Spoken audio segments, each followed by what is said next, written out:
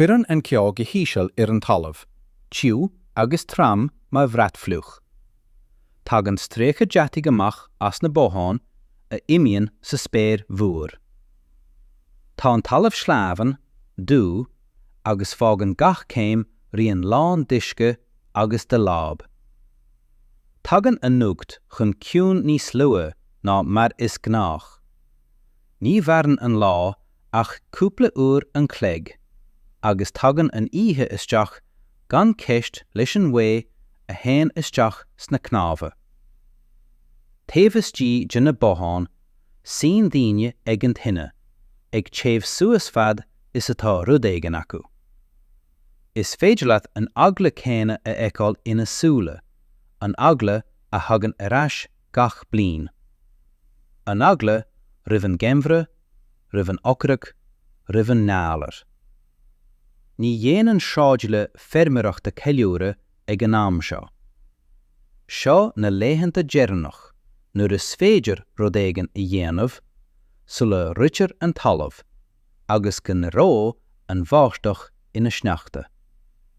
Bailíonn an feirmúr a bhfuil ag scithe le míana anuas, amad nach bhfuil tirimríomh, agus féchann sé isteach sna beirillí chuna amach an leor an bia. Tá isaige mar a bhfuil rud ag an ann nach mé t-ocras ag an geimhreadh.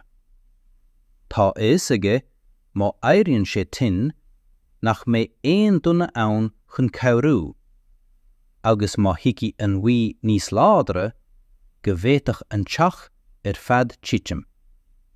Tá bollag deatigh, cré agus amad fluch san air. Bogann na hennimhe go neamhsúbhanach sa chlós, ag mothú an reo atá le teacht. Na duilleoga a bhí ag cogarnig sam air aniu, pá siad marabhan is. Tá is ag gach duine go bhfuil an tam ag teacht nar a bhuileann gach rud, a thugann chun ciún agus a rán.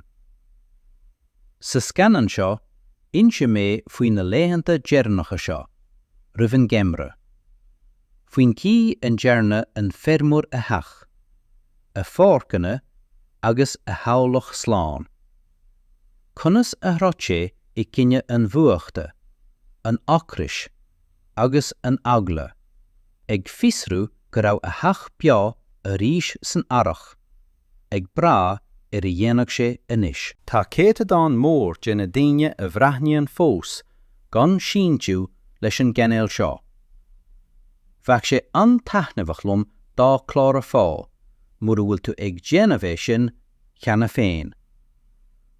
A bhuíochas le seo tá mo channel ag forbairt, agus ní chalann tú mo chuid éabhar atá le teacht. Cabbaidil a héin. An crústa amat. Ní raibh bothan feirmire sa bhanis ach tear an tonaí itir an duine agus an fuacht. Ní raibh sé cosúil le teach mar a isigín inniu. Ní raibh tarnaí, brísí, saorseacht ná bord simplí ann. Tá go gé as a méid a thug an domhan, as bíamí cuairte, lámh, cré, címach agus tí. Bhí gach píosa den bhalla difriúil, mícharum, lán de bhearnaí agus de lúbanna. Nuair a bhí an mhaoth ag séide, rinne an bothan cuine agus scréachal cosúil le seanártach ar bhuair caratach.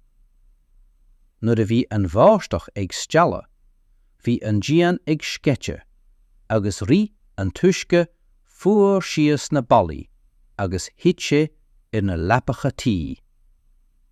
Ní raibh éon teicneolaíocht tágala ann, éon flamanna, ná ábhar martamacha. Rinne gach rud le lábha, na lábha céine a thréimh an talamh, agus a bhain na bá.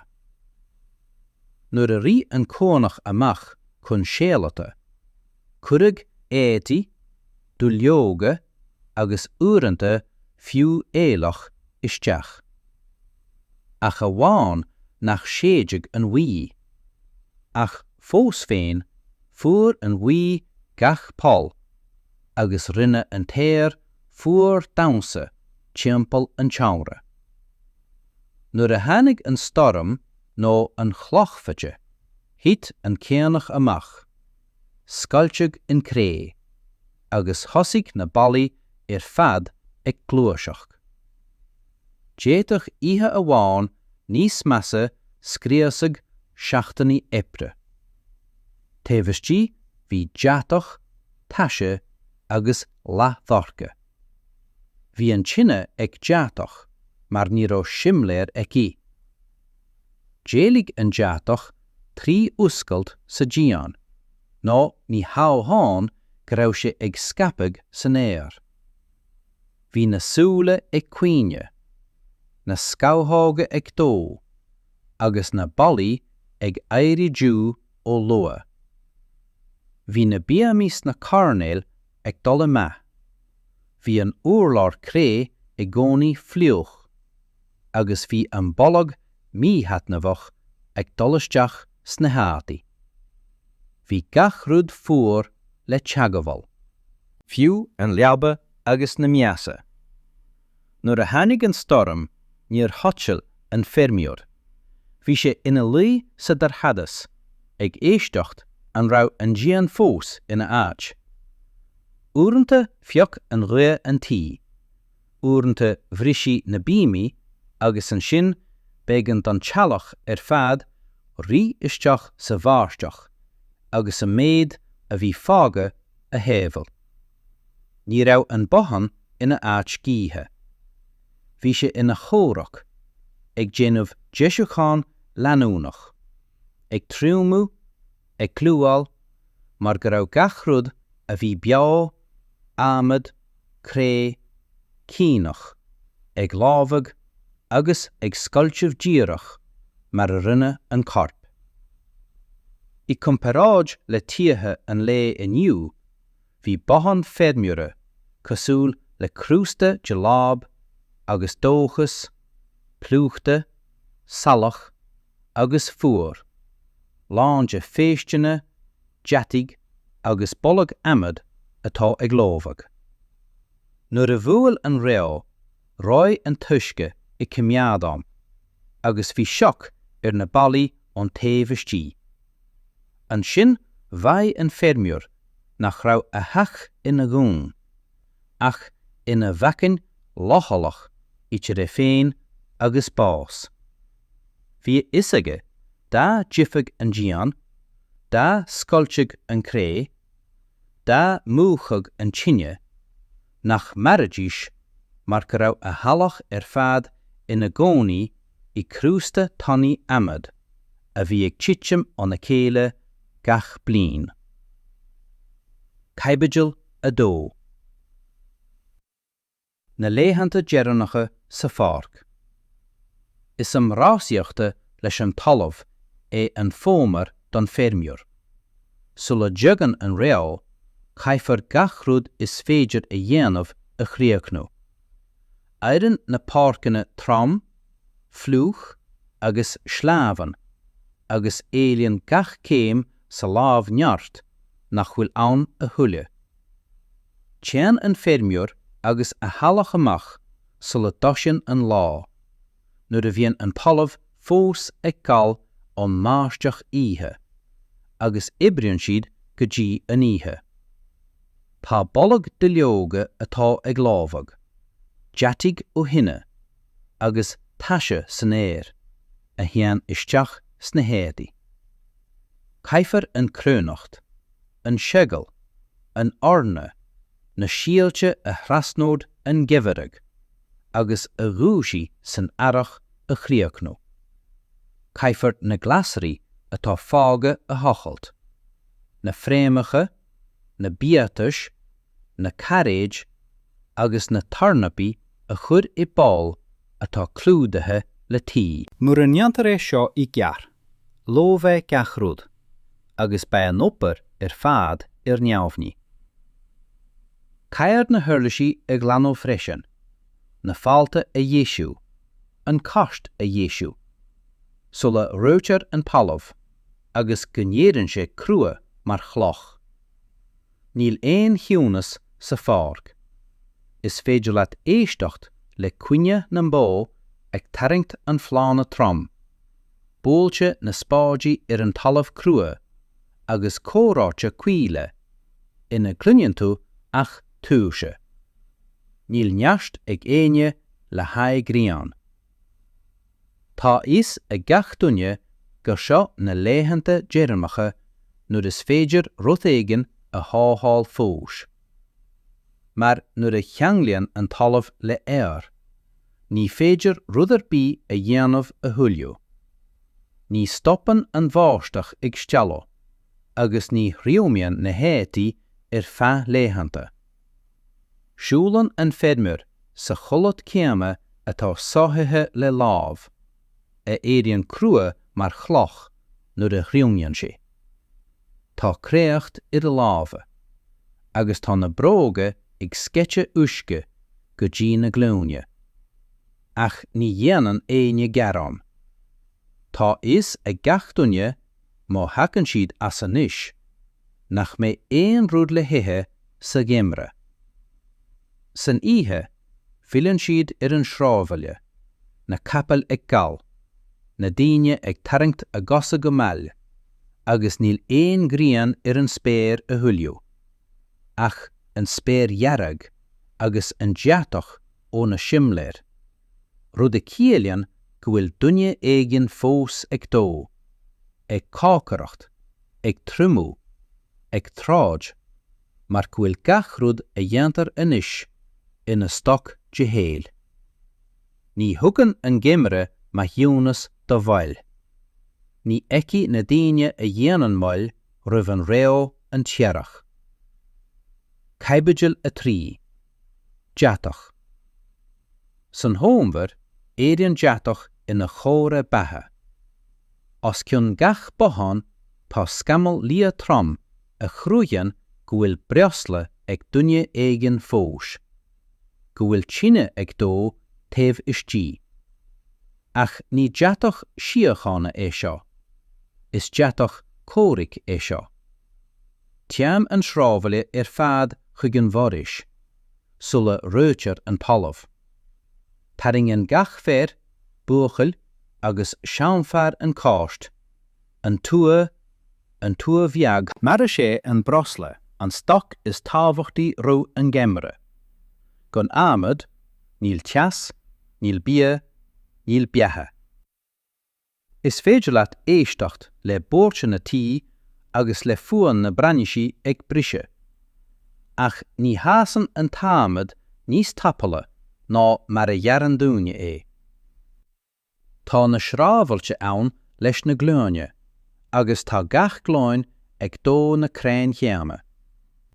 Leideann na foirsaí timpeall na srábhaile bliain in dia bliama.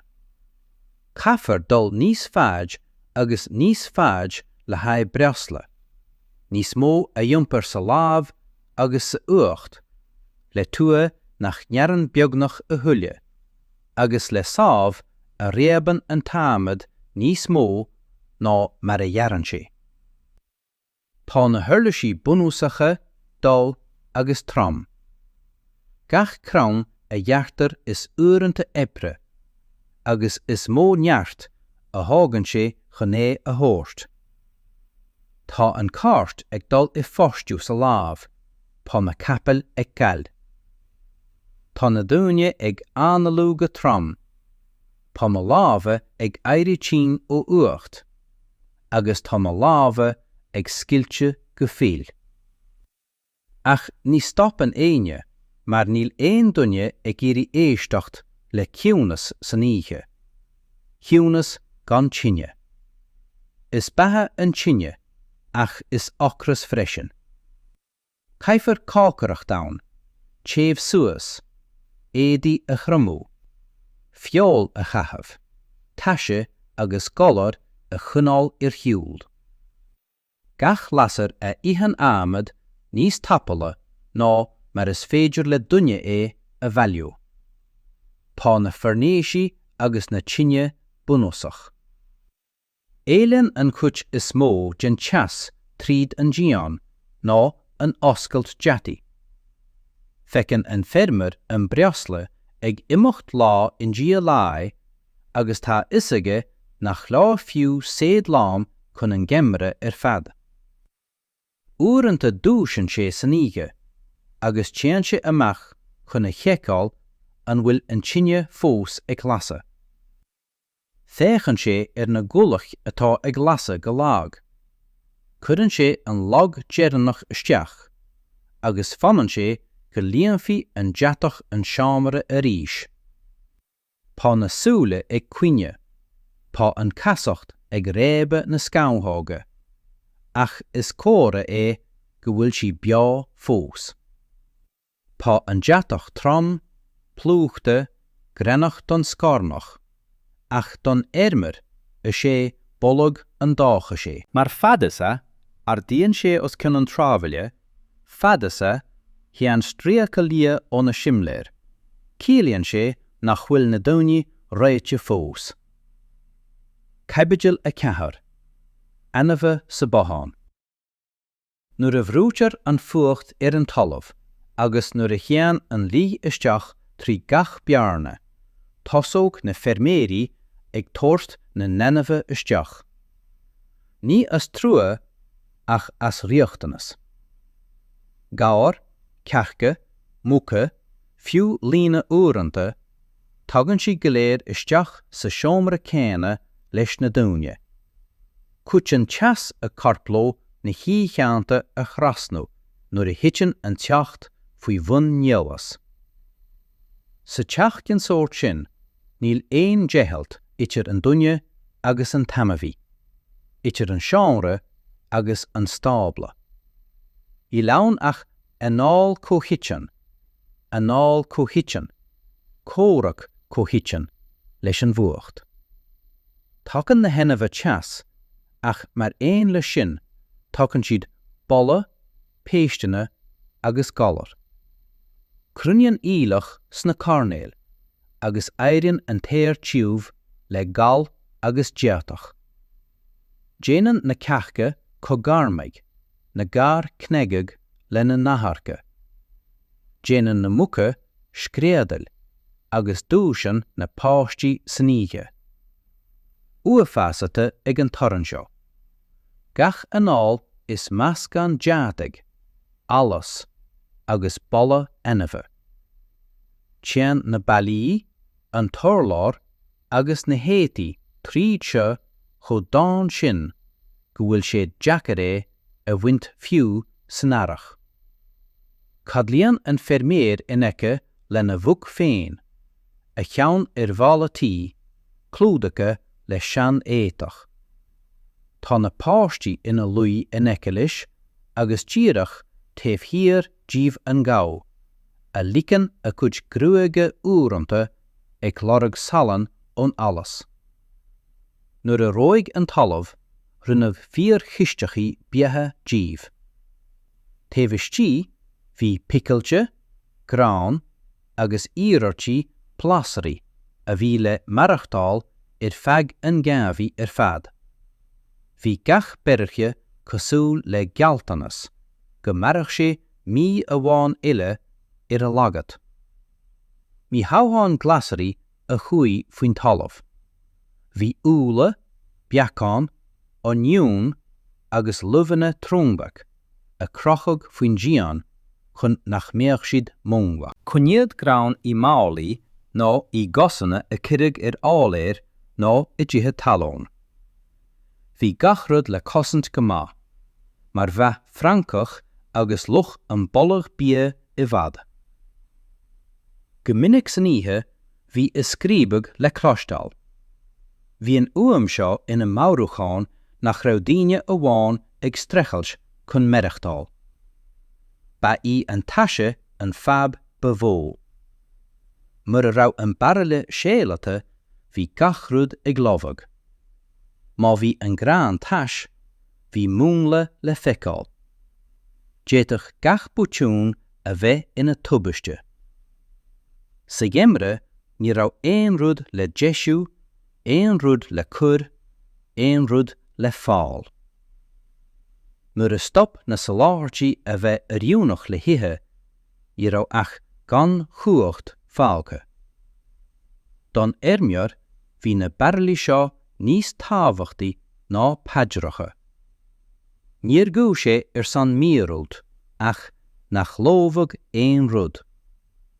Bhí is aige go raibh gach ceann cabáiste picailte, gach mála grán, laethanta breise batha.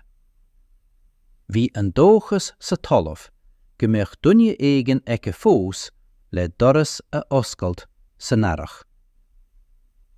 Capital a 7. Flúise riomh chorta. Ar an gcéad ábharc bhí an Fhómhar ina flúise.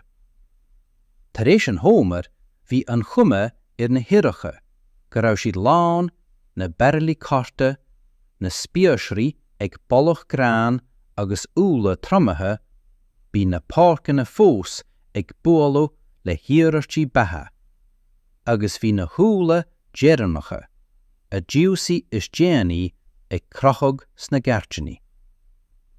Ar feachnámid bhí an chomh ar an scéal go raibh le gach rud, ach níor chud an ermiar muín sa tost sin riamh. Bhí is aige nach raibh an flúise ach mealog, agus go ndíhann an geimhreadh na soláthirtí níos tapúla ná mar a ceapfa. Dí na tealaigh beagán níos fearr an sin. Bhí grán, anrathí glasraí agus úrainse arán le plúr segal á ggócaráil I potaí. Bhí úla, beagán agus glasraí picailte le feiceáil ar na beard. Dí na páistí chomh agus a déadfadís, mar bhí is ag gach duine nach mbeadh sé mar sin I mí anar. Ba iad laethanta an Fhómhar an tam dearnach a raibh bollamh bia, seachas an t-ocras, sa teach. Rinne na fermarí iireacht gan éon fiasa a chur amú. Bhí piasaí arán trumaite, bhí braiteanna cócaráide ó scealóga, agus cuire sléagán ite leis an methe. Ní raibh éon rud ag dul chuc an bruscar, mar ní raibh cainteap an bruscar ann.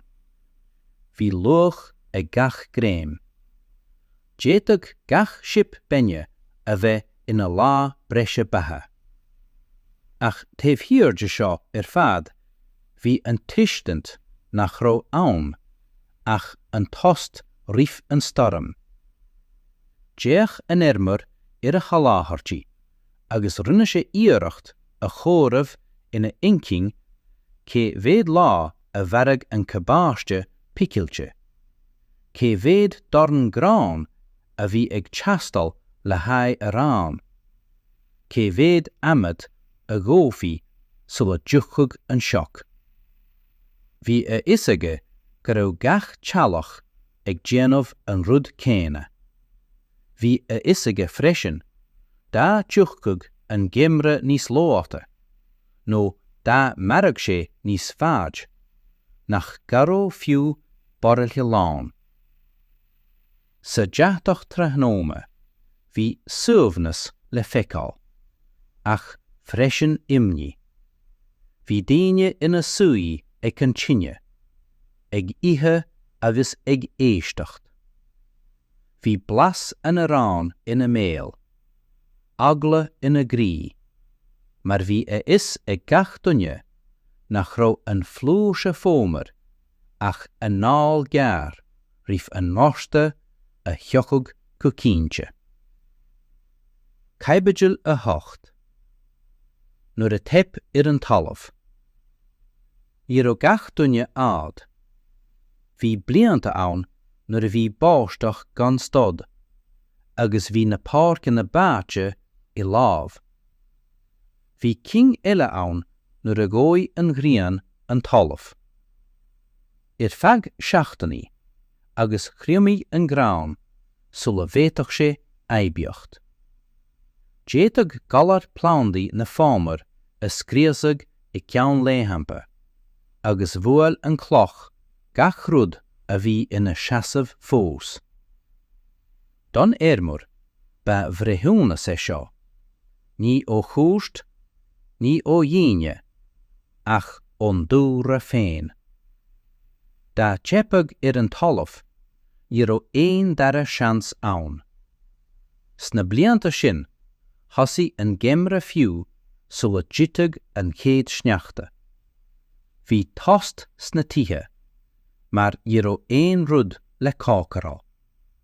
Rinne daoine iarracht iad féin a thábháil leis an méid a bhí acu. Le píosaí plúr, grán lámhta, dornan luhanna trumata. Uaireanta rinne duine éigean trádás. Rinne sé iarracht ruth éigean a bhalartú sa chahad in eice lábha, ach gan airgid agus gan bhí, ní raibh éon rud aice le híd. Tharla go raibh tealaí imlána imiche ón srábhaile, ag lorg ad in áiteanna ile. Go minic ar ilsiad riamh, I hanig bás ón náiste go toban. Ar dúis bhí an duine lag. An sin stop sé ag opair, agus ar deire ní raibh neart aige éirí suas. Thug an corp suas go mall. Galar, fuacht, droch chomh. An sin ar ó éon duine ag caint faoi náiste. Bhí a is acu go simplí nach raibh duine éigean tar éis maireachtáil. Jimmy sé ó lá go lá, go ciún, gan cuine, mar ní raibh neart ag éon duine cuine. Rinne dúine iarracht carú lena chéile, ach sa tús amháin. An sin bhí gach duine ag troid ar a son féin. Nuair a bhí bia gan de gach duine, bhí an tlú fáisteacht imiche. Ní raibh ach súla a déach le faiteas ar haláthirtí dúine eile. Rinne leis an bentarach, leis an leanamh, ach go hanamh, mar má thugann tú an imirce, ní mairfidh tú go dtí an tearach.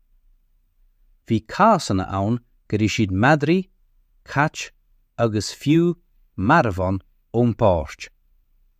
An rud a cheapan muid do dhéanta inniu, bhí sé gná an sin, mar sna hamanna sin, I raibh an fear ag troid ar son comport, bhí sé ag troid ar son beatha, agus nuair a bhrá an dúra I raibh éon rud fága aige, le seomra folamh, talamh réite agus an tuistant gimbeadh an geimhreadh seo mar aige an ceann dearannach. Caibeidil a ní, salachar agus fuacht. Le teacht an geimhrí rinneadh éigear duisce na nabhnacha, agus stoppug níocháin an chorp. Rinne an tuisce fuair péirilis ar na lábha, agus roi an ghuí láthreach ar an ghrachan. Stop na fermarí ag falla go hamlán. Ina hananta sin, raibh am ná neart ag éon duine dó. Bhí uisce ag teastal le haghaidh cácareachta agus áil, ní le haghaidh níocháin. Bhí gleannacht ina só, ar féidir leis na saibhir amháin a thuairt. Bhí salachar sna tithe.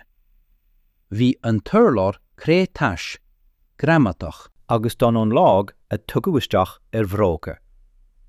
Níor thriomigh na hádaí I feadh seachtaní, bhí siad sáide le deatach agus abhas. Agus nuair a phríomigh siad ar deire, bhí siad crua mar chlár.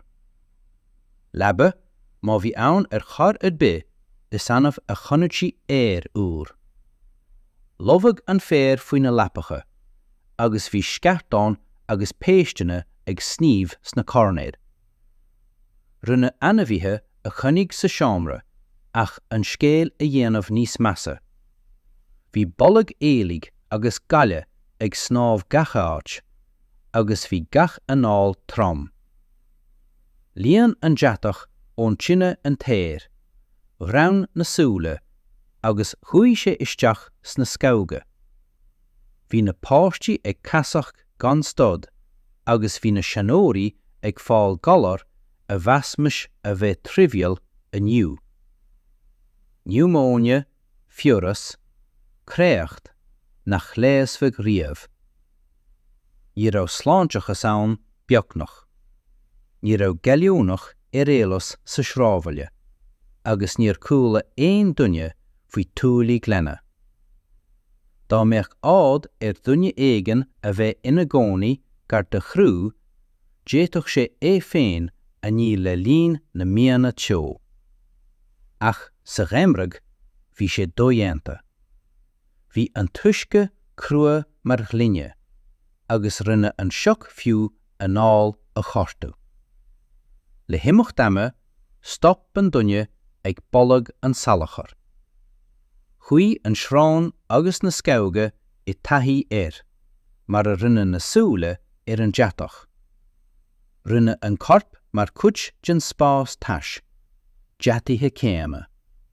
Bhí na gruaige gramata le saile, na hinge salach le cré, agus bhí na hádaí sáide le gachrúd. Deatach, anamhíe, alles agus agla. Ó verspictiocht an lé aniu, tá sé deacar a chréidúnt, go réit dúine maireachtáil mar sin. Ach an sin, ír chur éon duine ceist linne. Í raibh ach an rud a bhí tábhachtach ná maireachtáil lá eile. Cracan salach, grána, gramatach, ach riachtanach. Chasan sé ón bhuacht, celtí sé bollag an duine, a bhí súla na meach tíre, agus an t-ocras ach créatúr eile a bhí ag troid san maireachtála. Caibidil deich, meach tíre faoin shrábhaile. Nuair a roigh an seoch an talamh, agus bhí bollach fiele ó bhartha an óbhar ag snámh is cion an trábhaile. Thosaigh na mic tíre ag druidim leis na daine. Roimhe seo, bhain siad go domhan san forais, ach sa dhéimre, bhruaigh an t-ocrasaid níos ceire don na tia. Sa níthe, bhí a gcuid úlga le clostal, fada, síneag, ag dul thar na páirceanna agus na gleannta. Don meor, bhí sé sin ina fuam a roigh an úl ina féitsacha. Bhí isaige nach raibh éon teireann ag anamí t-ocras. Ir dúis rinne siad insaí sicinaí agus céirigh, uaireanta bharraigh siad muc I clós. Ach nuair a bhí an sneachta ann ró fada, agus nuair a bhí anamh fianna gan san forais, bhí siad níos misniúla. Chuaigh siad itir na tia, ria siad faoi na fáilte, ag tarrant bollach an forais fuair agus an bharsló. Bhí na mothraí ag déanamh úlga gan stad, agus bhí acla dhéine dul amach tar éis dorcha. Níor ligad páistí amach leo féin fiú taobh den doras. Bhí scá nó Fhómhar go leor chun an crí a chur ag rí níos tapúla. Bhí geimhreadh ann nuair a rinneadh insaí dhéine I nára ag na mic tíre, go háirithe páistí, mná iad siúd a chuaigh amach san uisce nó amach. Tharla go raibh duine éigean nach bhféadfadh ón bhorais, agus maidin ní mhuairtas ach rianta fola an sneachta. Níor taifeadadh a lehéidí I crónaí. Don meor, I raibh sé seo nua, ach cud den saol. Bhí a rialacha féin ag an néamhara, agus níor idir dealú an t-ocras idir duine agus anamhí. Uaireanta bhí fearre ihe agairthe. Bhí fir le táirsaí ina seasamh imal an trábhaile, ag lábhach le bogha ag búlag míotal bhféadfadh, chun an tréad a scánrú. Ach bhí na mic tíre fonnach. Dean siad sa scá, go dtí go cailfeadh an duine a aire. Bhí is acu go lua nó mall go rachaigh duine éigean amach os an teach. Is scéalta dhúine, bhí rud éigean níos mó ag na mic tíre ná an t-ocras amháin. Bhí siad ag léirú an olc, fársa, neamhghlán, rud éigean a tháinig ón furais chun an duine a thábhstáil. Don éirmeoir, ní raibh siad ach an-bhagarthach. Bhí siad ina pianós nádúirta as peacaí. Córa go raibh an domhan fiáin fós faoi réir an gheam. Sa níthe, nuair a thug an mhuí a nulga, fiú na daoine is misniúla dúirt na finneaga. An sin, fra gach duine cé chomh is a bhí an teireann itir sa bháilteacht agus bás. Mar gheall ihe fuair, i raibh an mac tíre ina aireachtach ó scéal fearrí. Bhí sé ina t-ocras a raibh fiacla aige, agus a bhí ag fonnach taobh amuigh den doras. Cabaidil 1 Zeadí. Ag deire an óbhar, nuair a bhí an lá ag éirí níos gceire, agus bhí bollag an domhan uileach agus na duilleoga ag lomh ag an nuair, tháinig na zeadí. I raibh sé seo ina ceiliúra sama ná salónte. Ba ihe seo nó bhí na híonanta fabba agus an espa solas ag dul bheim dhéine mar galar. Thosaigh an intin ag fáinneocht. Chail si an tuiscint an. Rinne duine dearmad an lá a bhí ann. Dawn duine ile ina háist. Fed seachtaní. Chuí an domhan lasmig I léig. Níor bhean ach rithim an tine agus an dorchadas, a líon an fer go máil ón taobh istí. Sna hamanna seo, rugga creidí faoi dheabhan agus anamacha ón furais. Ní raibh na fermeirí in ann a rá catabhraisiad, mar sin dúir siad gur táisí iad a hiúil idir na botháin ag lorg teasa. Ba an t-uafás an tain rud nach rógan. Ba leor buile a bháin guthe, scá, crístead géig, agus sa teach hít na córáte. Déach gach duine an tine go ciún, ag gí go rachaigh an ihe thart. Ní bharraigh an gheimhreadh I gcónaí leis an gcorp. Go minic, thosaigh sé leis an ceann. Mar sa domhan sin, ní raibh an dorchadas ach espa solas. Ba beo a chua isteach sa duine, agus danán go dtí an tíreach. Cabaidil 3 Teas cócatin. Na tróna fuair a fada, tháinig an saol chun cinn. Stad gach opair lasmig, mar sin chana tealaigh laethanta umláma I seomra amháin ag an tine, a bhí ina chrí an tí. Bhallaigh gach rud timpeall an tine. Dhaoine, an-bhagarthach, potaí, éadaí agus sa láthairtí. Ba an tain áit a bhféadfadh bogáin teasa a bhothú. Dír na mná-líon nó ólan rinne siad éadaí sean a deisiú, agus rinne siad éadaí a bhí le maireachtáil feadh na mína eile. Dawn na páistí leo ag foghlaim Conas snáithe a snáthú nó ag fécant an tine. Rinne na fir uirlisí a deisiú. Corán, bicéad, slúasad amad. Gach rud a bhí fós an úsáid, bhí uirté a ullmhú dom airc. Sa geimhreadh, ní raibh áitir be le haghaidh dia bhín fiú amháin sa dorchadas. Sna hamanna seo, dill na córáte an atá caite.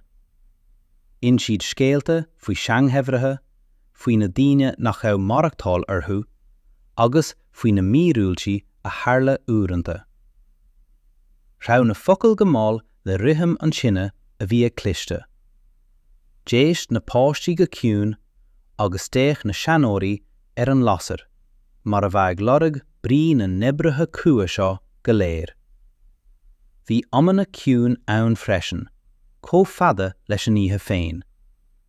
An sin níor cúla tú ach an gcuí agus an anáil. Bhí daoine ina sú go dlú chun an teas a roinnt, clúdathe le bratathe cócaitine. Bhí na cólachtaí ag crith leis an bhuacht, ach sa dlúthacht seo bhí rud éigean a thug mothú slándála. Bhí siad le chéile agus is minic a bhí sé sin níos mó ná aon rud eile. In ainneún an deataí, an salachar agus an bhalag, ba iad na hamanna seo ag an tine an 10 uair a d'fhéadfadh dearmad a dhéanamh ar an nebhre lasmí den doras. Chur an teas cócaitin an teaghlach le chéile, thug sé neat dómh chun an lá eile a bhaint amach.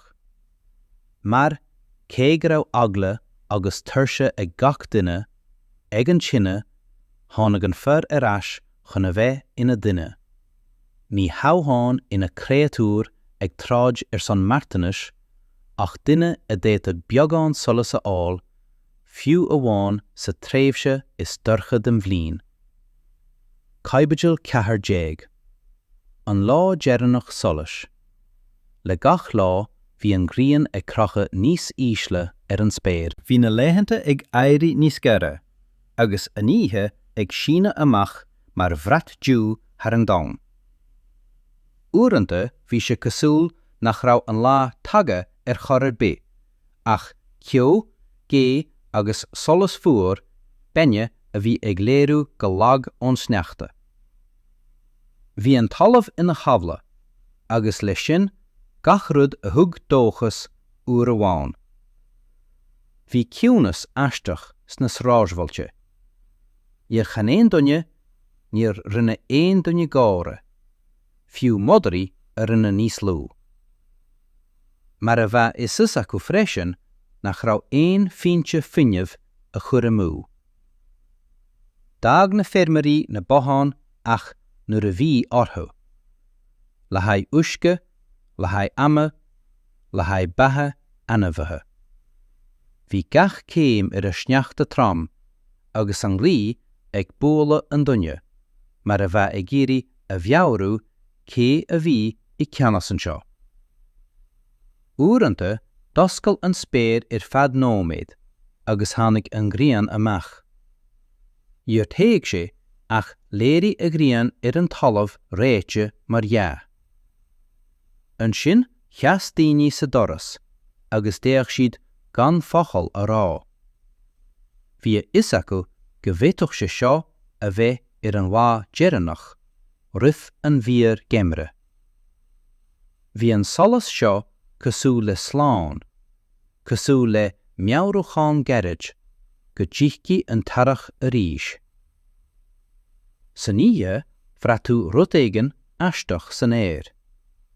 Teamas, mar a bheith an domhan ag coinneáil a analla. Bhí ainmhithe ag corra go neamh suanach sa chlós. Chuí deatach ó na simléir suas go hingearach, agus bhí an talamh ag scréach faoin na cosise. Ba é seo an tom aistrithe. Anál dhearannach an óbhar, sulla cuirfeadh an seach gach rud ag crústa éar. An lá sin ggói daoine tine níos láidre ná mar is cnach. Bhí gach duine ag géirí go marfach an lasar chomh fada agus a béitir. Bhí is acu go dtiuchcaigh an ciúnas amárach, mar nach raibh riamh roimhe. Mar nuair a bhuachan an lá dearannach solas, fágan an fear ina éamar, ach leis an tine, an deatach agus an smaoineamh, go mbeidh gach lasar ag troid leis an dorchadas, san martanis, an seo amach. Caibitil cuag, diag. Na tástala. Hannig an geimhreadh gan rab. Maidin amháin, hannig an dain chun ciún. Bhí an talamh clua mar cloch. Bhí na crainn ina seasamh gan glúiseacht, agus bhí srath tannaí sneachta clúdathe le deanta na bothán, a hannig chun bheith ina ogar I ceann madar.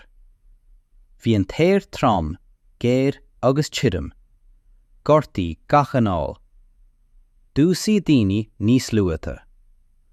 Ach hannig an lá níos déanaí ná mar is gnách. Chail an tom a bhrí.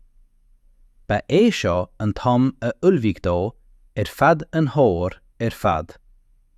Anise bhí gachrad le fáil amach.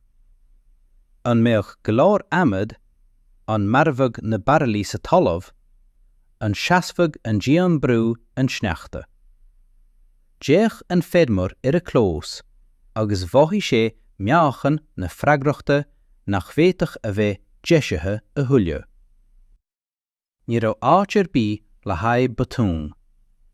Déadach gach troch céim, gach troch cinneag a bheith costasach. Bhí an teach dorcha, pas agus ciún. Bhí an tine ag clisteag sa tine, ach níor tholéirí a lasar gach rud.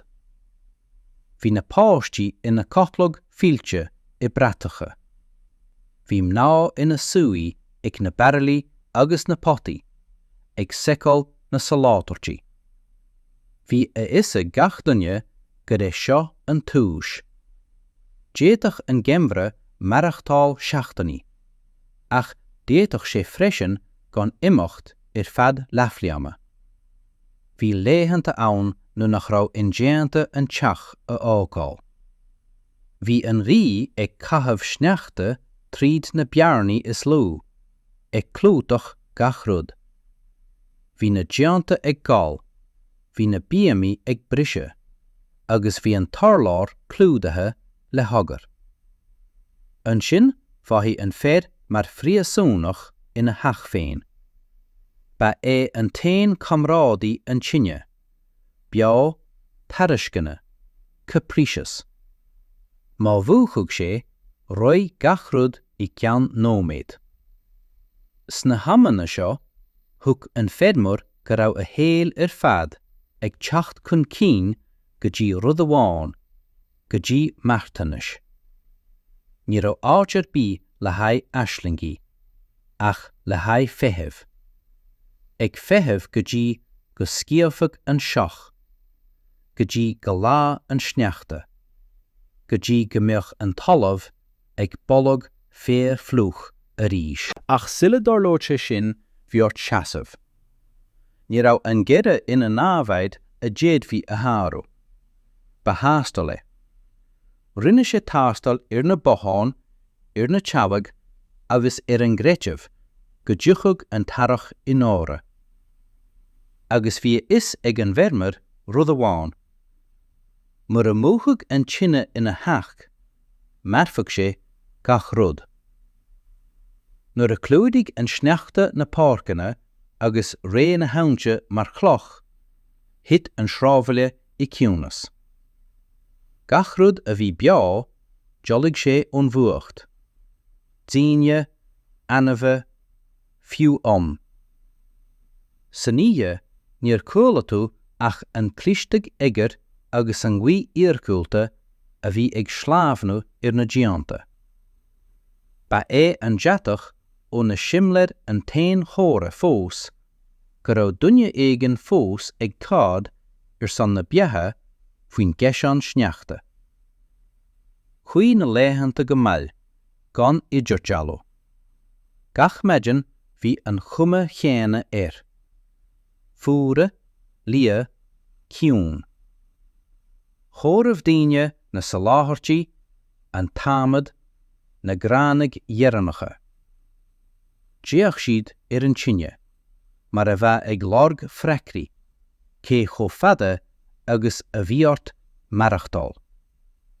Ní raibh is acu an dtiuchug an tarach go tapa, nó an meach omacu chunit siúd a bhí ag múchug le t-ocras a hábhal. Don fermer bhí an gheimhreadh cosúil le pianbre a bhí le clocha go ciún. I raibh aon duine ag tráid leis an dúra. Ní féadcha ach maireachtáil leis, geilleag dá a chud chuimhs a úlingt. Chur an domhan lasmich de bheithm. I raibh ach an teas sa tine, an deatach sa simlar, agus an raibh na ballaí fós ina seasamh. Agus fós in aineann an salachar, an t-ocras agus an fuacht seo go léir, bhar an fér. Gach lá déidir sé as a lepa, chuaigh sé amach le haigh amach, chur sé tine, díl sé. Dú sé, dal líceach sé uair amháin go múchug gachrúd. Sa domhan seo, áit a raibh an dóchas chomh leochaileach le srátainní eagar, bhí martanis ina bhíoróit. Agus nuair a tháinig an mhaí chun ciún maidin amháin, agus hit na chéad briún uisce ón dían, d'fhág an fermer an teach, agus duine luch sé an téir a bhí ag bolla sneachta láite.